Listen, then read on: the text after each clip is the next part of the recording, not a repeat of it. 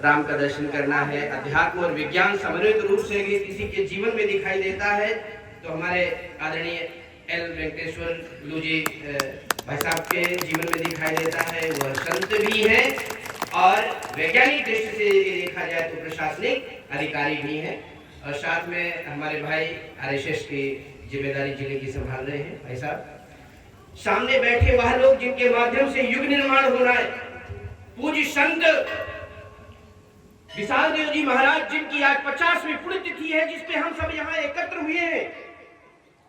आदरणीय नागेंद्र जी भाई साहब ने बड़ा सुंदर आग्रह किया है, ऐसे गुरु ऐसी पुण्यतिथि अपने जीवन में यदि आए तो निश्चित रूप से हम लोग इंसान बन सकते हैं। हमारे पूज्य गुरुदेव अखिल विश्व गायत्री परिवार के संस्थापक युग ऋषि वेद मूर्त पंडित श्री राम शर्मा आचार्य का यह वाक्य है कि मनुष्य का जन्म तो सहज है, परंतु मनुष्यता बड़े कठिन प्रयत्न करने के बाद प्राप्त हो पाती है। हम ईश्वर को सर्वव्यापी न्यायकारी मानकर उसके अनुशासन को अपने जीवन में उतारेंगे। ऐसे यदि गुरु हमें मिले जिनकी 50वीं पुण्यतिथि पर आग्रह करने वाले आदरणीय नागेंद्र जी भाई साहब जैसे लोग हों, जो आग्रह क्या कर रहे हैं, दक्षिणा के बिना कोई यज्ञ पूरा होता नहीं।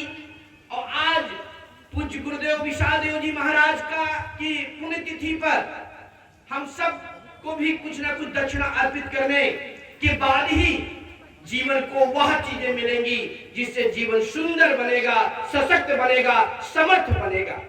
और उसमें दक्षिणा के रूप में उन्होंने क्या आग्रह किया है कि अपनी बुराई देकर के आज हम उनकी पुण्यतिथि पर जाए।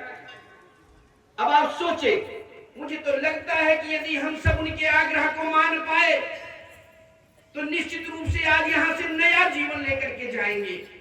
हमारे जीवन का यह एक ऐसा क्षण होगा, ऐसा पल होगा जिसके माध्यम से पूज्य गुरुदेव की पुण्यतिथि के रूप में एक नया जीवन हमको आज यहां से प्राप्त होगा।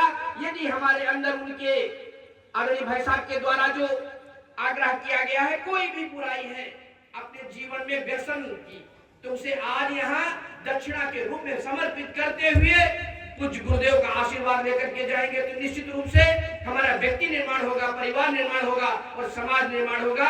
जब हम स्वस्थ समर्थ बनेंगे तभी अपने परिवार के लिए कुछ कर पाएंगे और समाज के लिए कुछ कर पाएंगे।